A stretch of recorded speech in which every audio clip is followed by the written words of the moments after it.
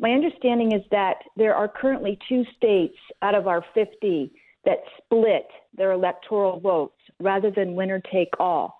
So if the Supreme Court decides to have these 4 states in this litigation, if they send it back to these 4 states' legislative branches to make the decision about the electoral votes, can any one of these 4 states split their electoral votes? It's a great question, but no, and especially these 4 states, it's winner take all. So these aren't allocated states. So they can't change the legislation by this. All the court could do, if they ruled in favor of Texas, would say go back to the state legislature and make a decision that the legislature makes to appoint the slate of electors.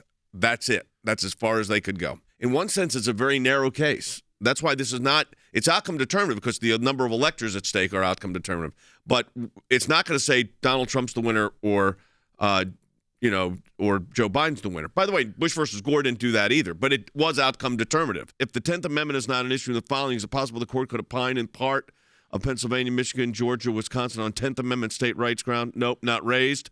And I will also say, could the Supreme Court rule that since the legislatures didn't overrule governors and secretary of states, mail-in ballot changes, that this decision goes directly to Congress? Okay, let's explain how it actually ends up if it were to end up in Congress, because there is a provision in the Constitution that sets that up.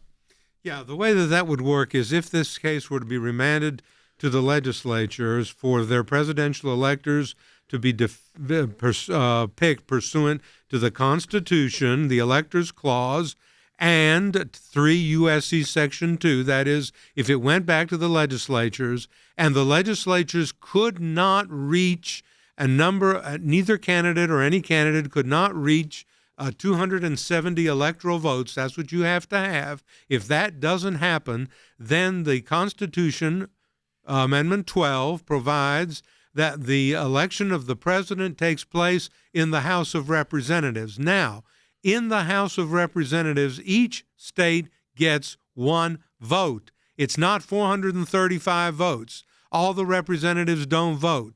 So what would happen is you vote by delegation.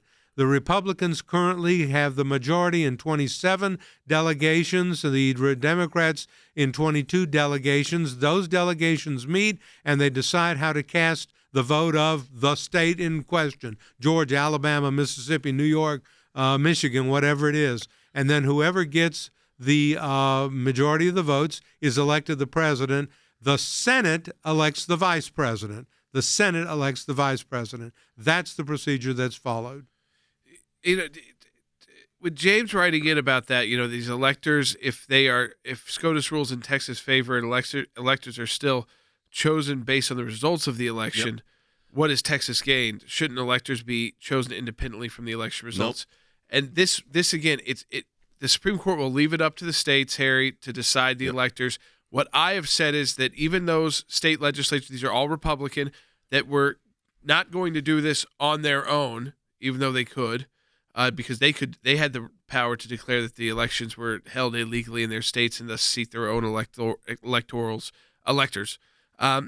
They could go back and say, no, we're still going to abide by the election, even though the Supreme Court said it was an illegal election. Precisely. So one of the issues raised even by the state of Texas was whether or not the state legislative bodies ratified the non-legislative decisions taken by, let's say, the Secretary of the State of Michigan or Pennsylvania. They could, in fact, do that. The state legislative bodies could, for instance, ratify the certification, the current certification, including illegal votes, arguably, within their state. So it's up to the state legislative body. They have discretion. They could select an entirely new slate of electors. They could decide not to send a delegation to Congress. Right. And that then returns us to the scenario that Andy so excellently explained. So all of that is set forth in the Constitution for a reason. The founders had a vision of what could happen. Then there were some amendments to bring up other scenarios. So the Supreme Court's dealing with the template. The template is called the U.S. Constitution. There are arguments on both sides. Those arguments have been made. There's not been oral arguments yet. The court could order that for tomorrow. They're not bound by a Monday through Wednesday or Monday through Friday schedule. Or they could just decide the case. So we need to be prepared.